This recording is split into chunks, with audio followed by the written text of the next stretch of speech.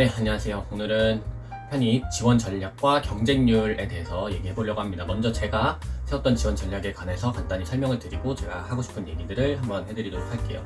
일단 저는 지원할 학교와 학과를 지원하는 연도의 8월쯤에 이미 다 결정을 했었어요.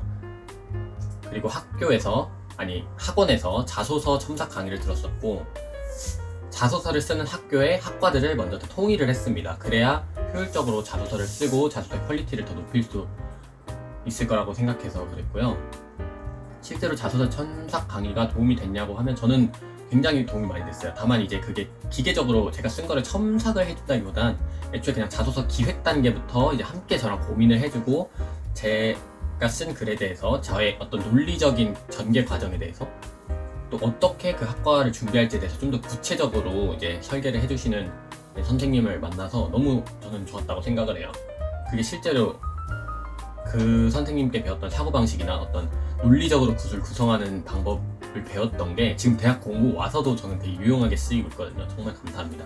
김영 편입의 김영일 선생님이라고 계신데 보통 아마 의학대 편입 논술 강의를 많이 하시는 걸로 알고 있어요. 그래서 아무래도 이제 논술 수업을 하시다 보니까 그런 논리적인 글의 구성을 하는 법에 대해서 잘 설명을 해주시지 않았나 생각을 합니다. 아무튼 저는 그래서 8월 달에 자소서 쓴 학과를 사회학과로 다 통일을 했어요. 그렇게 하고 보니까 건대도 자소서를 써야 되는데 건대는 사회학과가 없더라고요. 그래서 건대는 하는 수 없이 이제 제가 나름대로 지망하는 학과였던 미디어 커뮤니케이션으로 썼고 1차를 떨어지고 2차에서 예비도 못 받고 예비를 못 받고가 아니라 여튼 예비를 공개를 안 했던 걸로 기억합니다. 아무튼 1차 붙었지만 2차에선 떨어졌습니다. 그리고 나머지 이제 자소서를 안 써도 되는 학교에서는 제가 쓰고 싶은 학교의 학과도 썼고 제가 안 쓰고 싶은 학과도 조금씩 나눠서 썼어요. 다만 저는 이제 중경외시 이상 학교를 가면은 난 로스쿨을 한번 준비해봐야겠다는 생각을 하고 있었어서 조금 그거에 연관된 학과를 쓰려고 이제 사회학과, 국문학과, 법학과, 영문학과 이 정도로 좀 나눠 썼던 것 같아요. 사실 로스쿨을 결과적으로 로스쿨에 유리한 학과는 없다 이렇게 말하지만 그래도 조금이라도 제가 도움이 될 만한 학과들을 골라서 썼던 걸로 기억을 합니다. 그래서 제가 드리고 싶은 말씀은 결과적으로 그렇게 차등 지원을 했던 게 도움이 됐냐라고 물어보면 잘 모르겠어요. 왜냐면은 그 김영편이 배치표 이런 것도 있고 학과 인기순위 이런 것도 있는데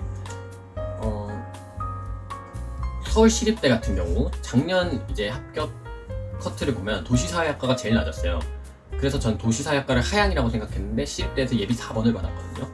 반대로 중앙대 사회학과 같은 경우에는 경쟁률이랑 그 합격 커트, 학원이나 다른 편입 카페 같은 데서 돌아다니는 합격 커트가 굉장히 높았어요. 그리고 중앙대 사회학과 딱 한 명 뽑았고요. 그런데 예비 1번으로 붙었습니다. 그러니까 이거는 단순히 그런 경쟁률이나 합격 커트 이런 걸로만 할 수 있는 게 아니라 내 실력이 어떤지 그리고 내 실력이 어느 학교의 그 시험 성향에 잘 맞는지 어느 학교의 성향에서 내가 더 높은 점수를 잘 받는 성향인지 이런 거에 따라서 정말 많은 변수가 복합적으로 작용할 수 있는 것 같아요. 그래서 솔직히 말하면 결론은 저는 분할 지원을 했지만 그냥 자기가 붙으면 기쁠 학교에 소신 지원을 하라고 말씀을 드리고 싶어요. 이게 조금 논란이 될 수 있는데 제가 이용현 선생님이라는 분의 이제 그 원서 지원 전략 강의를 보고 깨달았거든요. 정말 상위권 학생 있잖아요. 저희가 상위 5%, 모의고사 상위 성적 3% 나온 학생들도 저는 진짜 서성한만 무조건 가고 싶어요 이러면서 제가 원하지도 않는 소위 말하는 낮은 학과, 사회학과나 사회학과 아니죠. 사학과나 한문학과, 성균관의 한문학과라든지 비교적 비인기 학과가 취업이 잘 안 될 것 같은 학과 있잖아요. 그런 학과에 쓰는 경우도 있고 반대로 저처럼 이 서강대 영문학부로 질러서 붙는 경우도 있단 말이에요. 그래서 가능하면 이제 소신 지원을 하고 그냥 자기가 컨트롤할 수 없는 거에 너무 연연하지 말자. 특히 이과는 그래도 조금 많이 뽑으니까 그런 게 있다고 생각하는데 문과는 거의 이제 한 명 아니면 2명 뽑잖아요. 그러니까 너무 큰 변수가 많기 때문에 더더욱 소신 지원을 하는 게 낫지 않나 이렇게 생각을 합니다. 그리고 경쟁률에 대해서 말씀을 드리고 싶은데 이번에 서강대 영문과도 아마 경쟁률이 한 50대 1 정도 됐을까요? 50대 1 좀 안 됐나? 건대, 홍대 같은 경우는 100대 1까지 갔었고요.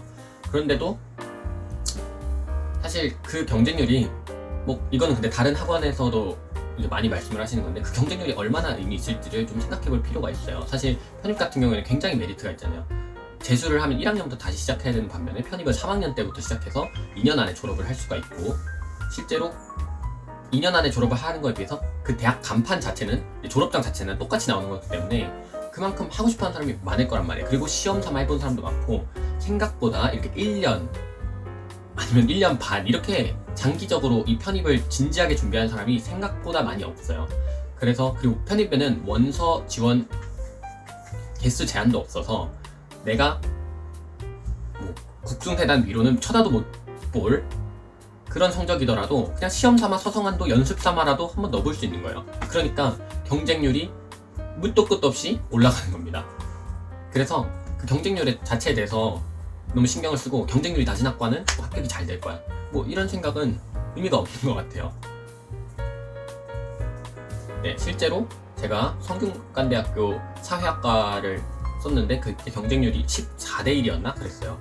반대로 서강대학교는 50대 1인가 그랬어요. 정확히 기억은 안 나는데, 그러면 생각해보세요. 어떤 게 더 붙을 확률이 높아 보이나요? 서강대 영문학부 50대 1, 성균관대 사회학과 15대 1. 네. 하지만 결과는 보시다시피 이렇게 나왔습니다. 그러니까 이거는 확률은 확률일 뿐이고 통계는 통계일 뿐이라서 아무도 정답을 몰라요. 그래서 다만 이제 확률적으로 뭐 사학과나 비인과학과들이 합격할 확률이 조금이라도 더 높고 조금이라도 경쟁자의 수준이 낮을 거라고 기대는 할 수 있겠죠. 그래서 너무 불안하신 분들은 그렇게 어느 정도의 타협을 하는 것도 좋겠지만, 그래도 너무 그거에 연연하지는 않으셨으면 좋겠다. 그리고 제일 중요한 거는 어차피 정답은 없으니까, 어차피 제가 이렇게 말해도 분할 지원할 사람은 분할 지원하고 소신 지원할 사람은 소신 지원을 해요.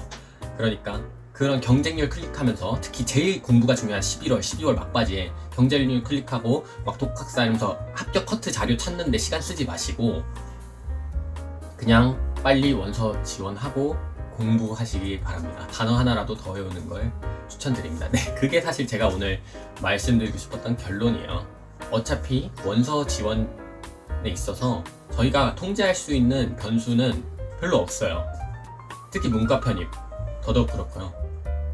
학사 편입 더더욱 그렇다고 생각합니다. 그래서 그냥 무슨 결정을 하든 최대한 빨리 미리 결정을 해놓고 공부를 하자. 그래서 제가 8월이나 9월에 미리 학과나 학교를 다 결정해놔서 원서 지원을 할 때 11월, 12월 정말 중요한 시기에 남들 다 원서 지원 고민하고 자소서 고민하고 할 때 저는 그냥 퀴즐렛 열심히 돌렸던 게 저의 합격 원인 중 하나라고도 생각을 해요.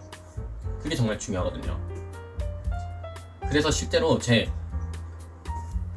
수험번호 이제 끝자리가 0001, 0002 이렇게 끝나는 경우가 진짜 많아요. 그게 원서 접수 순서대로 그렇게 되나봐요. 그래서 거의 모든 시험장에서 이제 맨 앞에서 시험을 보는 그런 해프닝이 있었는데, 그게 또 저의 하나의 합격의 비결이 아닌가 생각을 하고, 여러분들도 그런 점을 좀 생각하셔서 원서 지원 전략에 대해서 너무 고민하지 않으셨으면 좋겠다. 어차피 지원할 성적이 안 되고 합격할 성적이 안 되면 안 됩니다. 그리고 사실 높은 과 낮은 과의 점수 차이가 그렇게 많이 나지가 않아요. 그렇지 않나요? 생각해보세요. 현실적으로 높은 학교에 안 좋은 학과를 붙었고 낮은 학교에 정말 좋은 학과를 붙었어요. 근데 이 격차가 크고 심지어 문과라면 높은 학교를 선택할 확률이 훨씬 높지 않겠어요? 그러니까 너가 생각하는 건 나도 생각하고 내가 생각하는 건 저 사람도 생각한다, 이렇게 생각하시면 될 것 같아요. 사람들이 생각하는 게 다 비슷합니다. 그래서 이거 마치 주식할 때 그러잖아요. 남들이 생각하는 거에 반대로 말하고 그래야 된다고 하잖아요. 이것도 약간 원서 지원은 약간 주식이랑 비슷한 것 같아요. 남들 이제 생각하는 거에 반대로 생각하고 남들이 그거에 신경 팔려 있을 때 나는 내가 통제할 수 있는 변수를 컨트롤하는 데 최선을 다하는 거, 그게 제일 중요하다고 생각합니다. 계속 똑같은 말씀을 드리고 있지만 결론은 지금 이제 빨리 단어 외우러 가시라는 겁니다. 오늘 제가 드릴 말씀 여기까지고요. 마지막까지 퀴즈를 놓지 마시고, 특히 정병권 퀴즈 여러분들을 잘 아시겠지만